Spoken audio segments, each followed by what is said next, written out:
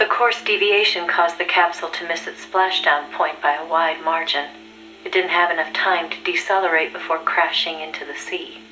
The force of the impact shattered the spacecraft before it started to sink like a stone. The boss used the last of her strength to escape to the surface.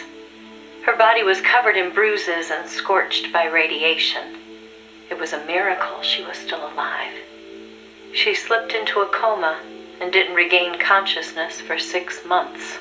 To some, what was worst of all was that she had lost the space race to Gagarin by only a few minutes. That aside, it should have been a proud day for America. Its first manned spaceflight. Sadly, her accomplishment was kept out of the history books. An attempt to save face by Washington. In contrast to Gagarin's orbital flight, America had only managed a ballistic trajectory. Her flight time was much shorter, too. And most importantly, the Soviets had brought back both spacecraft and pilot safely. NASA couldn't even conjure up a half-hearted tale of heroic survival. The coup de grace, though, was the Soviet propaganda campaign that kicked into gear after the flight. The Earth was blue. Those were the words of Gagarin on his return, and the whole world was listening. In the blink of an eye, Gagarin was an international celebrity, earning accolades from every corner. It was a PR coup for the Soviet Union. Meanwhile, Washington could only grit its teeth in silence. They decided there was no value in making the boss's flight public, that it would only make matters worse. So they buried it instead, labeling it a dark mission. NASA and the CIA did everything in their power to erase all traces of the boss from Project Mercury. The result was the photo you see before you. Not a bad job, huh? Not only did they expunge her flight from the records, they denied that she ever existed. And that wasn't the end of it. As an alibi, the military claimed she'd taken part in the CIA's botched Bay of Pigs plot to take back Cuba. And when the boss was finally well enough to return to service, they wouldn't take her back. She was forced to go underground. In the public eye, the boss was still a hero of World War II. In reality, though, she was anything but that. She was a non-person, fit only for the blackest of black ops. In effect, she may as well have been dead. Gagarin went on a worldwide tour in front of millions of adoring fans. The boss, meanwhile, was a walking secret, unable to breathe a word about her experience.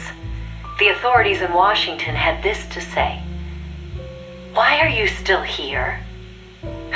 If only you'd had the decency to give us a nice quote like Gagarin and then die an honorable death, you'd have gone down as a hero." 3 weeks later, on May 5th, Alan Shepard, one of the Mercury 7, made his own ballistic flight. They sure didn't try to cover up his achievement. Of course, he owed his success to the lessons learned from the boss's tragedy. Before sending Gagarin up into space, the Soviets had used a mannequin called Ivan Ivanovich to test the landing procedure, which would make the boss America's version of a crash test dummy. But she didn't care. "I'm happy to be the dummy," she said, "if it'll help the project succeed. Nothing would give me greater satisfaction." And that still wasn't the end of it. The boss had worked through the anti-Moscow faction of the Soviet Union's philosophers to place the sleeper agent, and at some point, the Soviets found out about it. Yet the Americans remained oblivious to the end. Even the philosopher network the boss plugged into never tipped them off to the double cross. That could only mean one of two things. Either the pro-Moscow philosophers had intervened, or the anti-Moscow philosophers had been turned.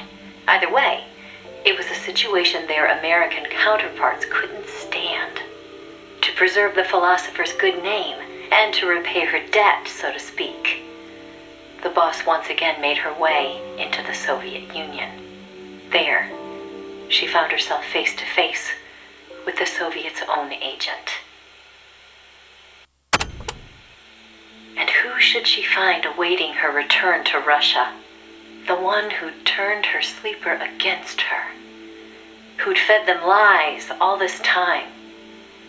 It was her former comrade in arms, the father of her child, the man known as the Sorrow. He didn't know it was the boss who'd sent the sleeper. Or to be more precise, the Soviet philosophers never told him. Former lovers, forced to fight to the death. One would live and one would die, she told me. That was the revenge the Soviet philosophers had in store for me. If both of them survived, their child would suffer in their place. They were left with no other option.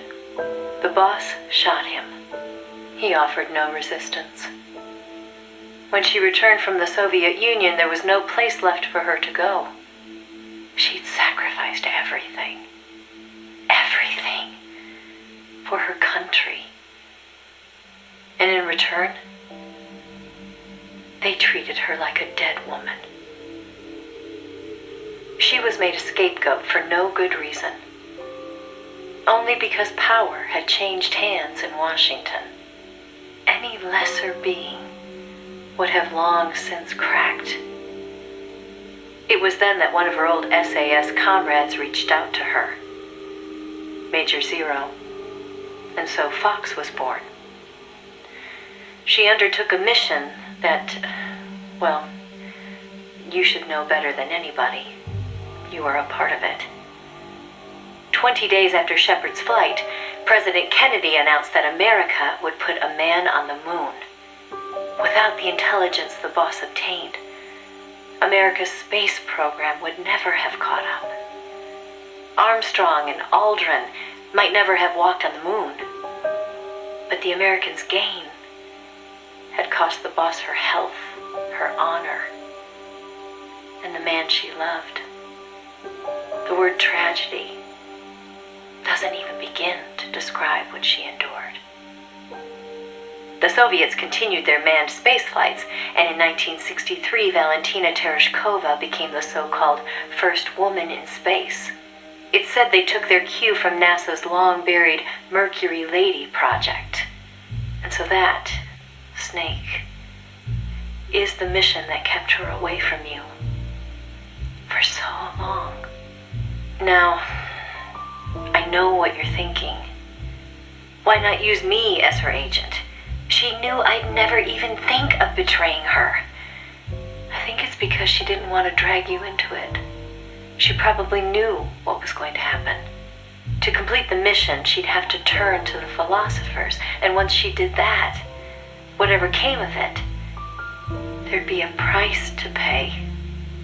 No one understood that better than her. So please, Snake, let it go.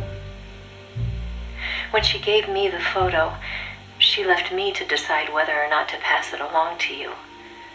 I know she was torn about it, just as I was.